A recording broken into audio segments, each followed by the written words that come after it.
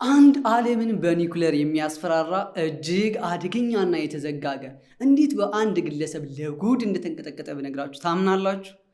ጥር 9 2022 ዓ.ም ድንገት ያለ ምንም ማስጠንቀቂያ የሰሜን ኮሪያ ኢንተርኔት ድርግም ብሎ ጠፋ።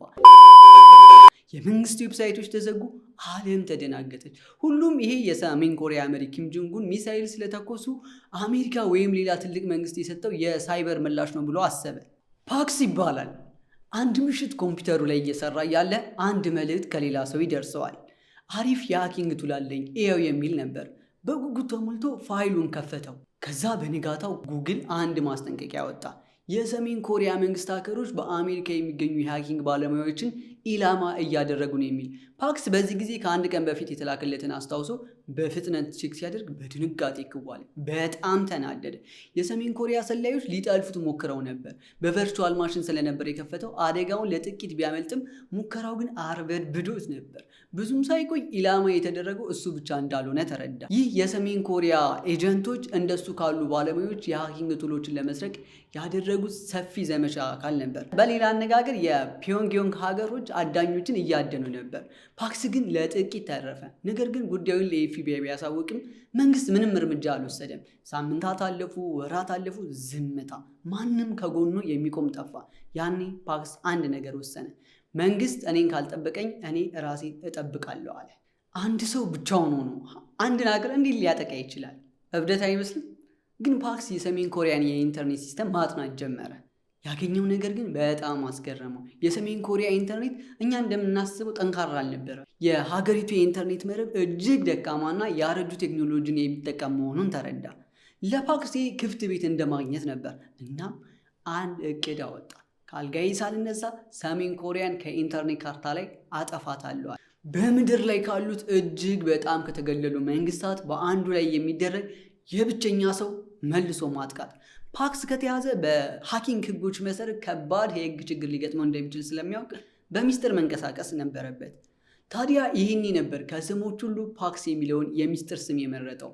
ይህም በቅጣት ሰላምን ማስፈን የሚል ሀሳብ ያለው ስም ሲሆን ስራውን የጀመረው በስሙ ነው ማለት ይቻላል። ትክክለኛ ስም የለም፣ ፊት የለም፣ መብቱን የሚመልስ ፊት የሌለው ሀከር ብቻ። በ2022 መጀመሪያ ላይ እቅዱ ዝግጁ ሆነ። ፓክስ ኮምፒውተሩ ፊት ለፊት ተቀመጠ። መሳሪያዎቹን በድጋሚ ፈተሸ።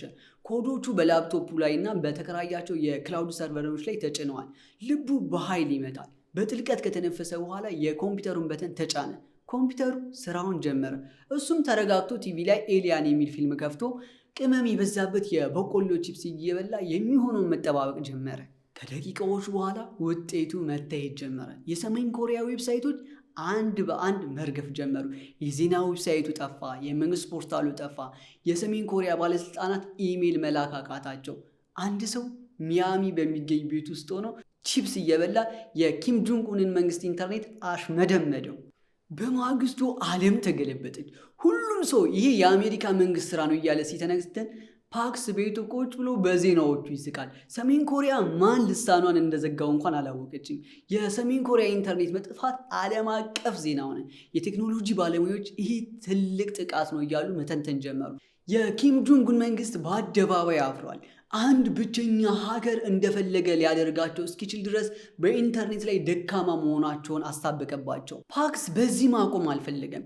የሰሜን ኮሪያ ሀገሮች ካላስቆማቸው በቀር ምዕራባውያን ግለሰቦች ማጥቃታቸውን እንደሚቀጥሉ ግልጽ ስለነበር ፓክስ ነገሩን አፋፋሙ። ስለዚህ ፈንክ ፕሮጀክት ፉ ኖርዝ ኮሪያ የሚል ዌብሳይት ከፍቶ ሌሎች ጠላፊዎች እንዲቀላቀሉት ጥሪ ያቀረበ።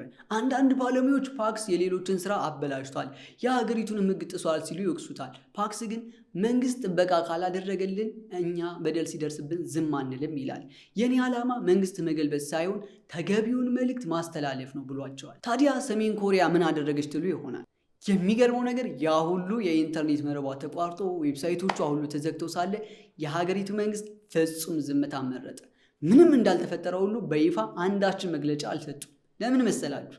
አንደኛ በሀገሪቱ ውስጥ ያሉ ተራ ዜጎች ኢንተርኔት ስለሌላቸው ሀገሪቱ ከዓለም መቋረጧን ምንም የሚያውቁት ነገር አልነበረም። ሁለተኛ አንድ ግለሰብ ብቻውን አሽመደመደም ብሎ ማመን ለታላቁ መሪ ለኪም ጆንግ ኡን ትልቅ ውርደት ስለሆነባቸው ነው። እስከዛሬ ድረስ ፖሊስ ፓክስን አልያዘውም። ሰሜን ኮሪያ ማን ብድሩን እንደመለሰና እንዳዋረዳት አታውቅም። የዛሬው ታሪካችን ይህንን ይመስል ነበረ። አብራችሁን ስለቆያችሁ አመሰግናለሁ። ታሪኩን ከወደዳችሁት ሰብስክራይብ ማድረግ አትርሱ። ኮሜንት ላይ ሀሳባችሁን አስቀምጡልን። መልካም ጊዜ